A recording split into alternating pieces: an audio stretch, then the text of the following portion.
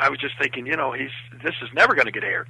So with my body language, I try to sit back in the chair and just like cross my leg, like show my disgust with Andy. You're killing it, right? Yeah. And so he grabs Dave's coffee, makes eye contact with me to let me know what he's about to do, and he throws the coffee so that I can get out of the way of it. And I jump up again, and then he runs off the set again. The security guy comes back again, and Dave was just so frazzled. It was just unbelievable. So the security guy takes me off the set again and takes me straight to the elevator.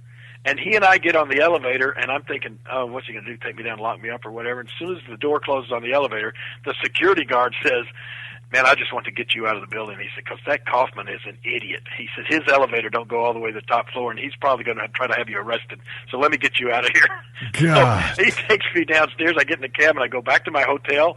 I didn't hear from anybody, and this was like at about maybe 7 o'clock or something.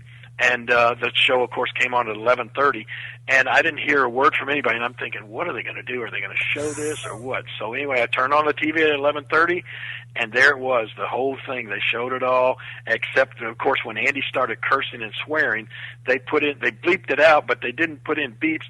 What made it even funnier, they put in these little cuckoo, cuckoo. Every time he said a cuss word, he said cuckoo. There was a lot of them.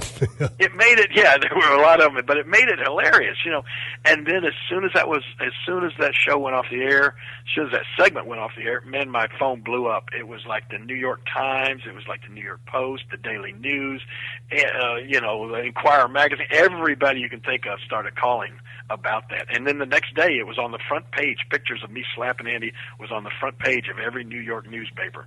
You know what? Just last week, Steve, the TV Guide had on the front cover and a big story about the top 60 most riveting moments in television history.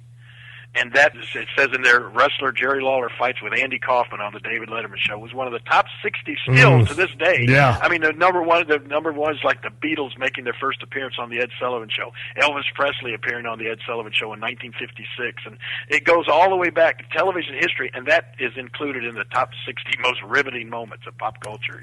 Well, when you guys are doing this angle, and it was tremendous, what do the other boys think about Andy?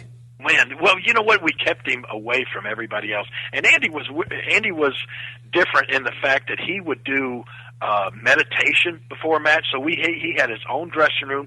Nobody was allowed to bother him because he would literally meditate for like an hour and a half before it was time for him to go out and do anything. So Straight we up kept him away from everybody. He was sort of a strange duck in the sense that he had these little he was different from what the guys, from what we were used to being around.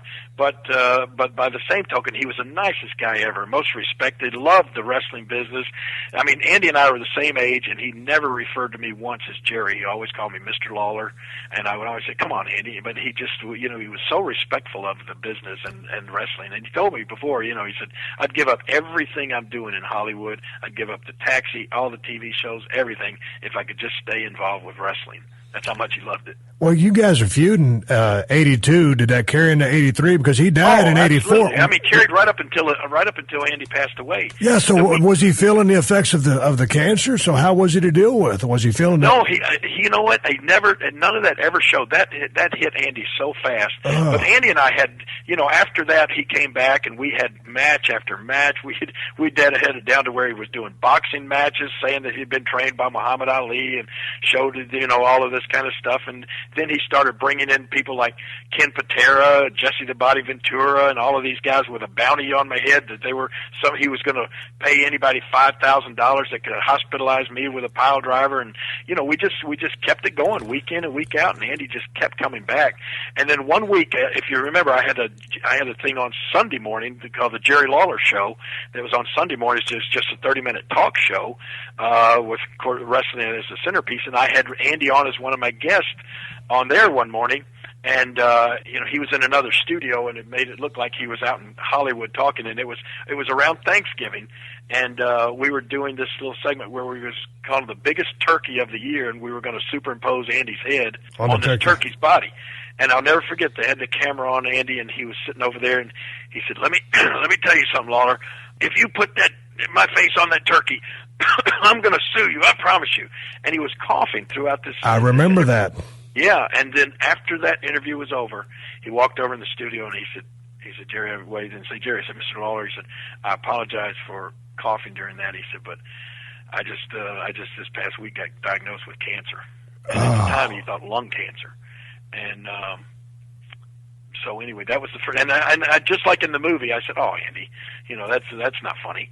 And he said, "No, I'm serious." And so then right after that, he started going and getting treatment, and then he immediately started losing his hair, and then that once he lost the hair, he didn't come back anymore.